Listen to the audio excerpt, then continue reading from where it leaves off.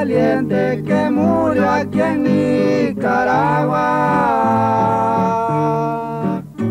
Por ayudar a los pobres le dieron la muerte los traidores y cobardes.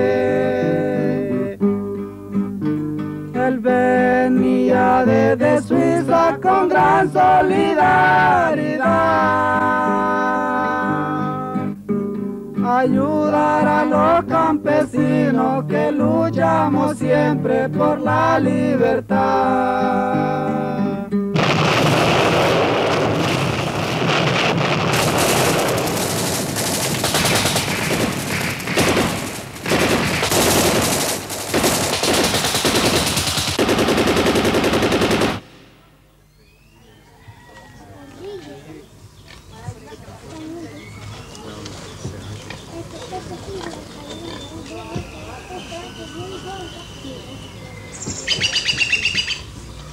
À 500 mètres du village, ont éclaté 2 mines qui a choqué la camionnette, qui l'a déplacée jusqu'au bord de la route. Et là, il y a eu encore 3 rafales de fusils qui ont tué Maurice, qui ont tué 4 femmes, qui ont blessé 11 autres femmes. Maintenant, à l'heure où je vous parle, il y a 2 enfants de 10 ans dont on ne sait pas s'ils vont vivre, qui sont à l'hôpital. Je ne peux pas vous assurer non plus le nombre de morts qu'il y a eu.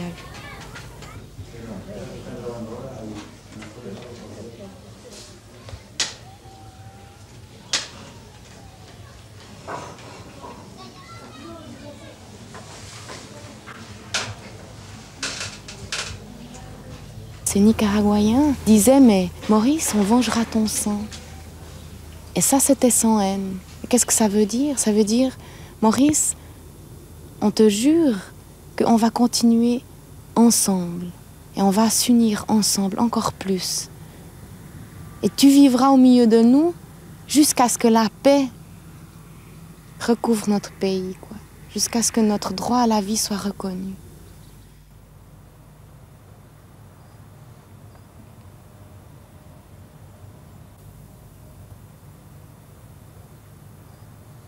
C'était pas un garçon d'exception, c'était pas un génie, il y a des milliers de garçons comme lui en Suisse, je suis certain. Mais disons qu'une fois qu'il avait choisi sa voie, qu'il avait trouvé son idéal, par sa foi aussi, eh ben, il allait jusqu'au bout. Il allait jusqu'au bout. Prêtre missionnaire, ça a toujours été son idée.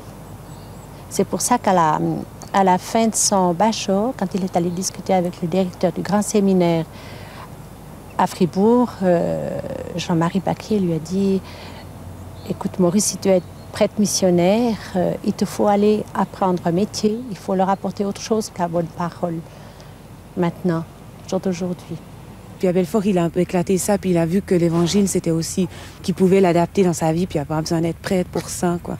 Et puis que ce qu'il allait faire après aussi dans sa vie, son envie de partir aussi dans un pays et tout, qui est venu quand même assez tôt, il n'avait pas besoin d'être prêtre pour ça, quoi. Puis qu'il avait envie de vivre ça autrement, c'est-à-dire qu'il avait aussi il était aussi bien attiré par la paysannerie, donc la paysannerie plus que la prêtrise quand même l'attirait.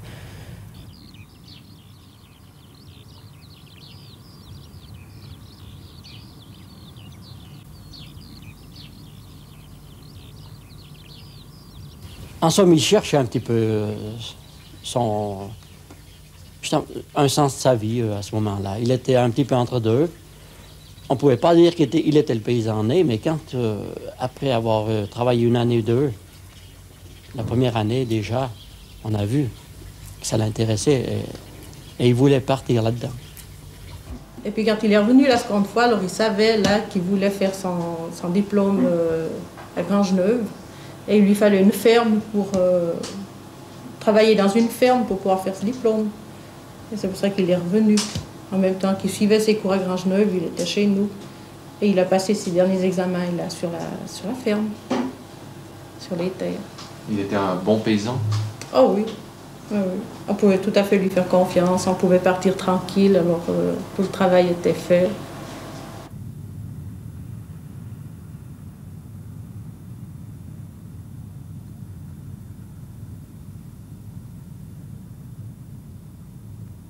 Maurice était quelqu'un d'extrêmement sensible à tout ce qui était relatif à la misère humaine, à l'exploitation. Et moi, je travaillais déjà à l'Union des producteurs suisses et il s'est intéressé au travail que je faisais. Il était engagé aussi dans les mouvements non violents. Moi-même, j'ai aussi refusé l'armée. Donc, très rapidement, on a eu un échange qui était bien au-delà des soins au bétail ou du travail dans les champs. Et alors, je crois qu'on a fait ensemble, pendant ces 6 mois ici à la ferme, aussi un travail de militant. Maurice s'est rendu compte qu'il y avait ici des populations qui étaient, je dirais, malmenées, qui avaient des difficultés à vivre, matérielles aussi. Mais sa réflexion allait quand même bien au-delà de ce qui pouvait se passer en Suisse. Et il a dû certainement se rendre compte qu'il y avait des urgences, et des urgences qui étaient ailleurs qu'ici. Bien qu'il reconnaissait que tout n'était pas, que tout ne baignait pas dans l'huile. Et je crois que c'est pour répondre un peu à cet ordre de priorité dans les urgences qu'il est parti au Nicaragua.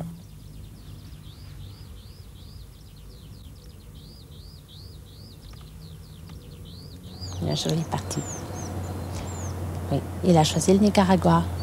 Il y avait pourtant toute une liste qu'il m'avait montré d'autres pays. Et je lui ai demandé pourquoi tu as choisi ce pays. Qu'est-ce que c'est ce pays? Alors il m'a expliqué un petit peu qu'il y avait eu Somoza, qui était un dictateur. Ensuite, il y a eu la Révolution en 79. Et puis, il y avait la réforme agraire, surtout là-bas, où les paysans recevaient des terres et ils pouvaient les cultiver et s'unir pour les cultiver. Alors ça l'a emballé, ils se réjouissaient d'aller leur aider. Et c'est en somme à ce moment-là que ma femme et moi, nous avons fait, comme le reste de la famille aussi, on a fait le pas, puis on s'est dit, bien, il est donné, qu'est-ce que vous voulez? Encore une fois, c'est dans un peu une optique familiale, mais lui-même, je crois que c'est il y a 3 ans et demi, quand il est parti, que pour nous, je ne vais pas dire qu'il est mort, non, mais que nous en avons fait don au tiers-monde, en somme, si on veut dire. En somme, on s'est dit, maintenant, il s'est engagé, on ne sait pas comment la suite des choses va arriver. J'étais fière, j'étais contente. En même temps, vous aviez peur? En même temps, j'avais peur, oui. Quand il est parti la première fois, j'étais à l'hôpital, il est venu me dire au revoir à l'hôpital. Et mon mari m'avait dit la veille, tu regarderas bien ton fils, tu ne le verras plus. Moi, je ne voulais pas y croire. Je dis, alors, je l'ai revu, il a pu venir. Heureusement qu'il a pu venir d'ici 2 mois, 84, 85. C'était merveilleux.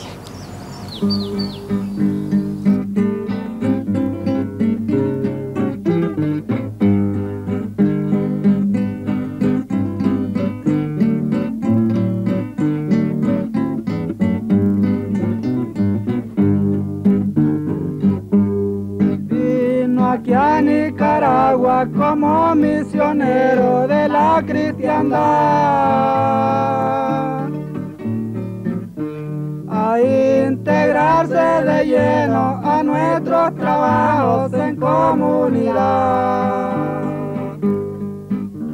Él venía desde Suiza con gran solidaridad, ayudar a los campesinos que luchamos siempre por la libertad. Él venía desde Suiza con gran solidaridad, ayudar a los campesinos que luchamos siempre por la libertad.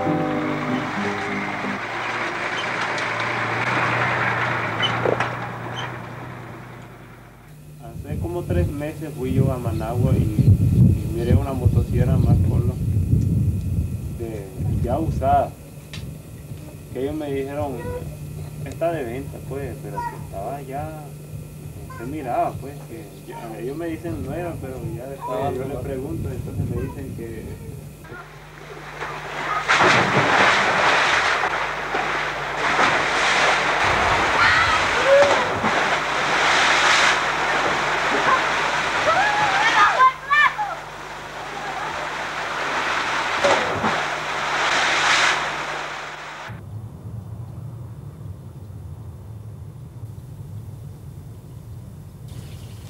a eu du plaisir à le revoir. Il a eu aussi du plaisir à nous raconter tout ce qu'il avait vécu là-bas.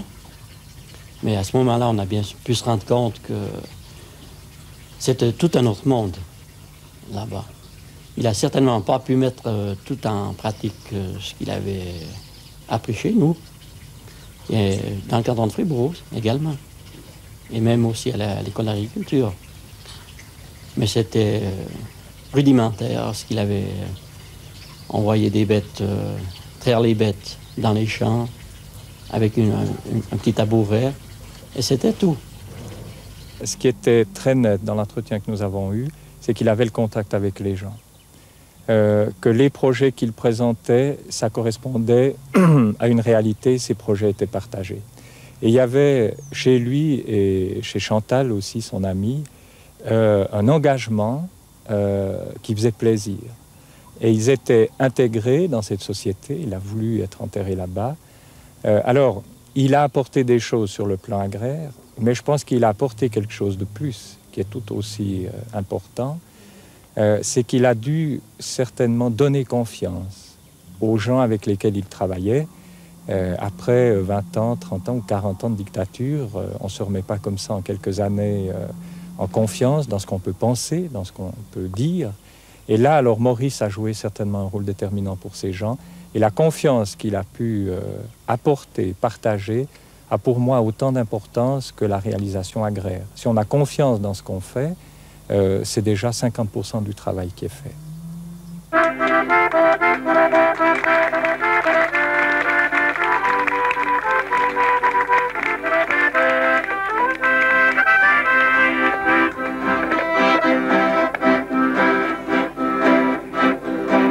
Escúcheme, compañero, lo que le vengo a cantar. La historia de un hermanito que luchó por la verdad. Escúcheme, compañero, lo que le voy a contar. La historia de compañero qui luchó pour la verdad. Alors là, il nous avait montré des photos de ce qui se passait par là-bas. Il nous a expliqué aussi que toutes les fois qu'il se déplaçait, il avait un garde avec lui qui était armé. C'était vraiment dangereux, quoi, où il était. C'était drôle qu'il repartait, mais pour lui, il voulait rester là-bas, quoi. Il voulait continuer. Et même pendant qu'il était là, il a appris qu'il y avait eu un attentat dans le village aux alentours où il était. Alors, il était même reparti plus vite en disant, oui, ces gens ont besoin de moi, il faut que je retourne. Il avait même raccourci son séjour qu'il avait par ici.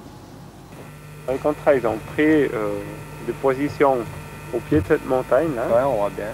Là, cette colline, tout ça, c'était bourré de contrats, tout ça, jusqu'ici.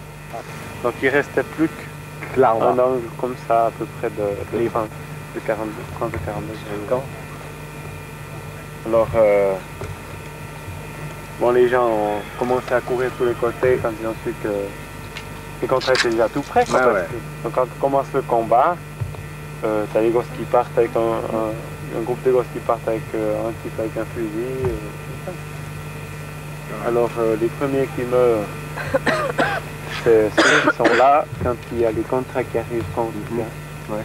Alors là, ils ont combattu un moment, c'est là qu'est morte Sunilda, la fille. Alors, les deux gosses de 14 ans qui étaient là, dans ces deux petits creux, là, deux petits creux pas plus. Ouais, justement, ils n'étaient pas assez profonds. Ils étaient à plat ventre. Ils les voyaient très bien depuis là-bas. Leur enterré. Ah oui, leur enterré dessus avec des mortiers, des mitrailleuses depuis là-bas. Un, c'est le fils de Francisca, et l'autre, c'est un des fils à cette dame qui est venue nous saluer ce matin, que je t'ai dit qu'elle vit un petit peu plus loin. Et puis ils lui ont tiré des bombes. Là, ici, on voit encore les balles qui sont passées. On voit pas mal d'impact de balles encore. Donc ils en voulaient vraiment à la coopérative parce que c'est un projet de la révolution, c'est un projet nouveau.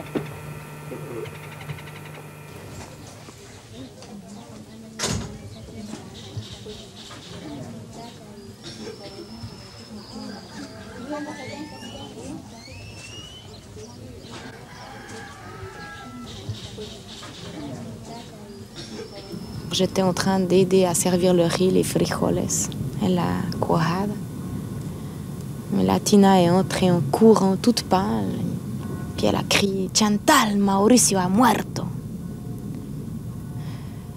Eh bien, c'était le matin, lundi 16. Je garde ma petite fille, je venais de la coucher. Et puis ça sonne, je vais répondre. C'était Bernard Bavot, responsable de Frères sans frontières de Fribourg, que je connaissais déjà, qui arrive tout essoufflé. Il avait monté les 4 étages sans prendre l'ascenseur. Et puis moi, tout de suite, j'ai dit, mais vous avez monté, bonjour, vous avez monté ces 4 étages, vous êtes tout essoufflé. Et puis il me prend par le bras, puis il me dit, oui, ça c'est rien. Alors j'ai compris. Alors il m'a raconté. Mais tout de suite, j'ai dit, tout de suite après, j'ai dit, mais il ne faut pas qu'il soit mort pour rien. Il faut que ça change, il faut que ça crie la vérité partout. Pour qu'il y ait moins d'attaques et moins de morts là-bas. Non, une mort comme ça, c'est pas normal. On ne peut pas dire que de mourir en rendant service, c'est normal, parce qu'en somme, alors non, plus personne ne rend service. Mais et puis c'est pas normal, la guerre, c'est pas normal. Enfin, la situation, cette frontière du Nicaragua, les attaques des Contras, tout ça, on ne peut pas accepter ça comme une chose normale. Mais disons que par son engagement, il fallait envisager cette éventualité tout de même. Vous en voulez au Contras d'avoir tué votre fils? Non, j'en veux à personne. Parce que quand on est chrétien, on doit pardonner. Mais nous sommes une famille qui avons la foi, mes enfants aussi, et nous pensons que nous allons le retrouver, qu'il n'est pas mort définitivement. Il est enterré là-bas, son corps repose là-bas, au milieu des paysans du Nicaragua, dans leur village. Mais nous sommes certains que nous allons le retrouver. Le jour de la résurrection, nous allons nous retrouver. Ça, la vie continue. Elle continuera dans l'éternité, certainement.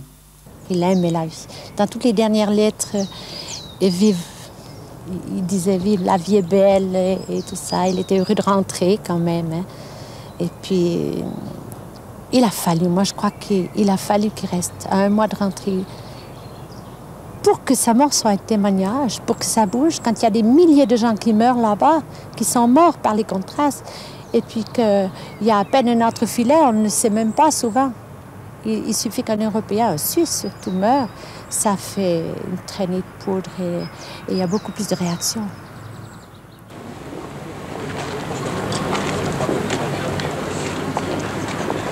Il n'y a rien d'écrit.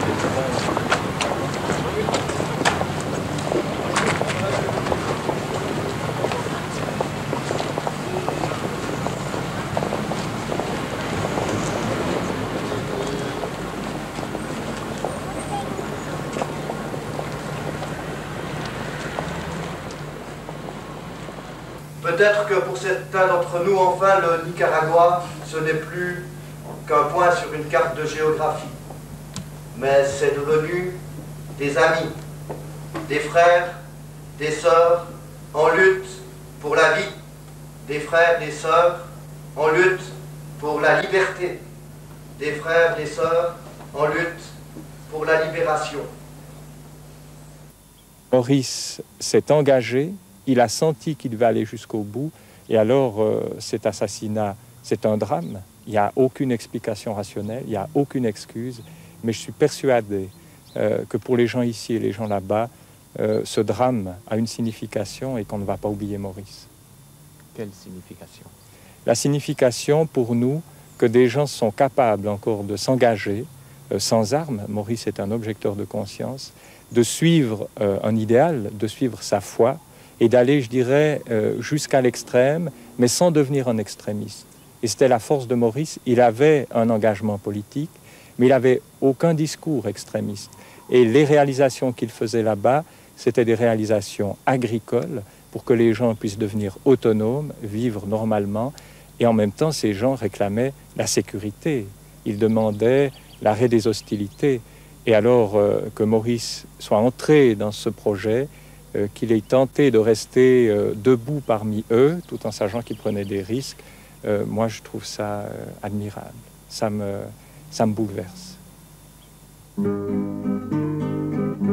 Ya con con esta me despido cantando esta canción.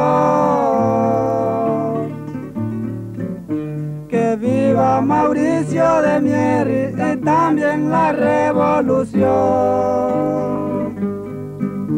Ya con esta me despido cantando esta canción. Que viva Mauricio de Mieris y también la revolución. Él venía desde Suiza con gran solidaridad, ayudar a los campesinos que luchamos siempre por la libertad. Él venía desde Suiza con gran solidaridad, ayudar a los campesinos que luchamos siempre por la libertad.